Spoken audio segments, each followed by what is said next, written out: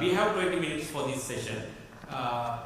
Exactly, these are the rules that generally we follow, but when you ask questions, first you can use your microphones on the tables, and at the same time you can raise your hand, then I can reach you. You have to first identify yourself and your institution, and then ask the question. So we have exactly around 20 minutes, so let's try to brief our questions as much as possible. At the same time, let's be on this agenda, on this particular event, rather than asking questions from outside issues, outside issues. So let's start. I have two questions. The first question goes to Dr. Katrina. Second question goes to our minister, and also I would appreciate if the secretary also answers. Dr. Katrina, as you said, the aging population is becoming an issue not only to the region as well as to the global. It is becoming an issue. South Asia is nearing 2 billion population, and with the WHO, what challenges you have ahead, and how do you basically intend to provide solutions to South Asian nations in terms of mitigating this issue? My question to the minister is, actually I would also like to ask the same question from you as to how Sri Lanka would basically address this aging population and its issue. And the second question to you, Mr. Minister, is that now Dr. Katrina said that the Maldives was the first country for global triple elimination globally, first country in the world. And Mr. Minister and Mr. Secretary, by when Sri Lanka would achieve this goal? And especially I would like if Mr. Minister also explain this in Sinhalese, because also for the benefit of the mass media locally. Dr. Katrina, over to you. Thank you very much. Thank you so much for this excellent question. So indeed, healthy aging is a challenge across regions, and I myself am raised in the European region, which hugely struggles with the cost of long-term care and the cost of chronic disease management. We will, as WHO, use the adoption of this Colombo Declaration on Healthy Aging to provide a platform to Sri Lanka and to our member states to share best practices. A lot of progress has been made already in various countries, so we have really good examples of what can be done to address this challenge. Perhaps the most powerful of which lies in the area of good home-based care, community approaches to aging, community approaches to care. We are also discussing the possibility of setting up learning platforms and exchanging with our member states on that. Policy reform and legal changes are also very much part of what is needed for healthy aging. And of course, it's absolutely critical also to ensure that sufficient, frankly, money is available, right? Financing this topic needs to be integrated across countries in the budget plans for health going forward. And very much as the minister said, innovation is part of the solution. We need the development banks on board, we need civil society on board, we need the private sector on board to drive innovation in this area, drive digital solutions, also use AI, and basically together bring those to scale. So there's a lot more I could say, but I think I'll stop here and rather hand over the floor to the minister. Well, when we consider the age population in Sri Lanka, it will be 1/4 of the total population in next decade. By 2041, our prediction is it will be 24.8% of total population. Comparing the Southeast Asia region, it will be rather low. Their prediction is it will be 1/5 of total population in region. but our figures are more high. So actually it's a challenge to maintain the healthy aging. It's a challenge, and anyway, as a government, we are not considering it as a burden to the country, to the economy or the health system. In this context, we are having certain measures to ensure the healthy aging. One is we have to give them accessible health system, that is by strengthening the primary health care, including to treat the aging population. Now we are setting new 1,000 primary care institutions other than 1,100 we have already in divisional hospitals and the primary medical care institutions. So within 3 years we are going to start nearly 2,000 primary care institutions aiming to treat the elder population well, and our aim is to giving them the access within 3 kilometers, not more than that, and covering, you know that our GN divisions, Gram divisions, covering maximum 5 Gram divisions, then we can empanel the population as in between 5,000 to 10,000. That is one measure. Second thing, yes, our health manpower is very much capable to achieve the challenges in communicable diseases and especially the maternal and child health care. Now the challenge is different. So we want to train our health workforce. We have already started, and we want to change the curriculum also in all the grades of the health sector. And third one is we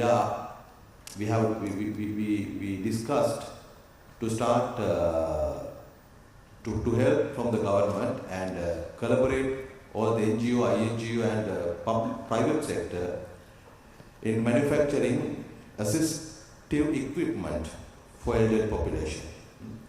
That is, I think in next budget also we can allocate certain amount of money to assist this section. The fourth one is to face this challenge. It's not a work of the health only. It is a multifactorial and multi-ministerial work. So we need a social support. So collaboration of other ministries, education, rural development, industry also, and health, each and every ministry. So we can have a collaborative program to assist this aging population. These are the main points we have discussed and we are going to implement in near future. I think Minister answered most of things that relevant to your question, but I can just tell you theory behind what's happening and what we are doing. This is about demographic and epidemiological transition. With the demographic transition, with the aging population, you will find that the type of diseases are also going through transition. We had a lot of infectious diseases, but now our priority is non-communicable diseases. So therefore there will be various service packages through the system that the Honorable Minister mentioned that will going down to the grassroots level, and then it will be very much relevant to aged population. And then of course the other thing is now if you take our care levels, we have primary care level, we have secondary care level, and we have tertiary care level. The tertiary means the biggest hospitals, secondary basically base hospitals, and the primary is what the Honorable Minister mentioned. Now, ideally, people must seek health care from primary to start with, and then go upwards to secondary and then tertiary. And then it should be like a pyramid like this, where the top of the pyramid would be the tertiary care, where the less number of population would be seeking care. But if you take our system, in our system, ours is, it's not a pyramid, it's not even a cylinder, it's the other way to a certain extent. So this is a revolutionary approach where we try to turn the pyramid the other way. So for that, we need to get the confidence of people. To get the confidence of people, you need to have good primary healthcare system, as the Honorable Minister mentioned, and then you will have to have the supply chain. If you don't have drugs in the primary healthcare system, invariably they will go to the next level. So we have plans for all that, and then of course the staffing. We know that there are patches that where the staffing is not sufficient, and we know that our staff is to some extent we may be better than many other countries, but still for all the staff is more concentrated in urban areas. So, but now we are very strict when it comes to staff deployment, and we don't see political influence and other influence, and we don't listen to much of influence, and we want system to be there for the people to benefit. So that's the theoretical part of it. I would like to ask the Minister, Dr. Jayathis sir, it's well and good to have declarations. Everything is fantastic on paper, but can you lump all aging people or all elderly people as over 60? Have you all started collecting data 60 to 70, 70 to 80 and over 80, because the needs change with aging? Has it, because that has to start at ground level. Have we started that data collection, targeting some people are bedridden, some people are not, some people have dementia, some people don't? Have we started that process? It's all very good to say we are an aging population, right? That's one question. And the other one is, yes, we know that it has changed from communicable diseases to non-communicable diseases. One thing is we have to start young, so that when they become elderly, they don't get NCDs, which is going the other way, I think. And are we going to burden the public health people at grassroots level? Because they are doing a very good job, but we have to take more staff. And what about migration of health staff from Sri Lanka? There is a huge crisis in the health sector. So I don't know whether it can be answered, but these are some of the concerns that we have.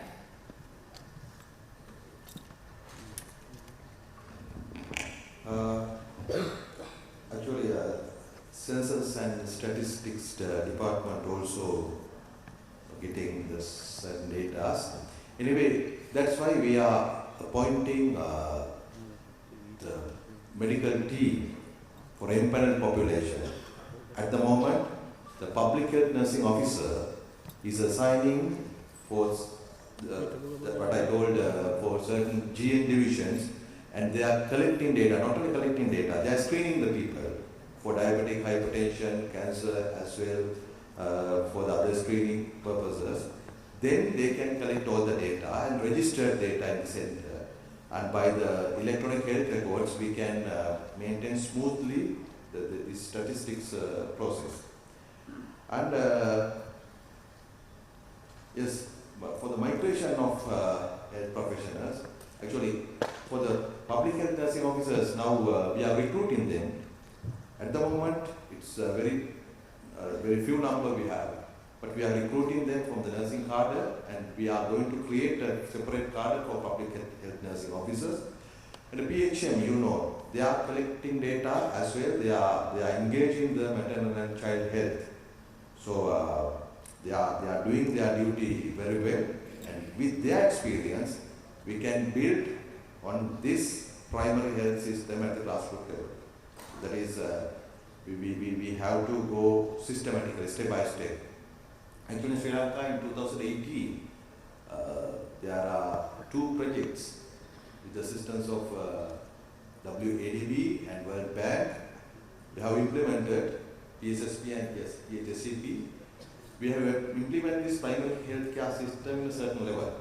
But as the Secretary said, with the lack of pharmaceuticals and instruments as well as the health workforce, we are not in success to empanel the population and to build the trust over these medical centers.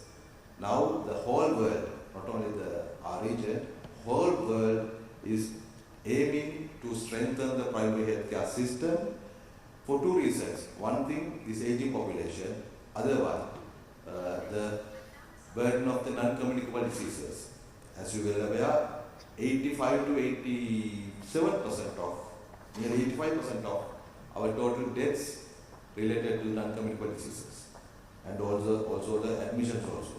So, especially the NCDs and the aging population, this is the only solution to strengthen the primary health care. That's why, so yes, we have difficulties, we have our hardships.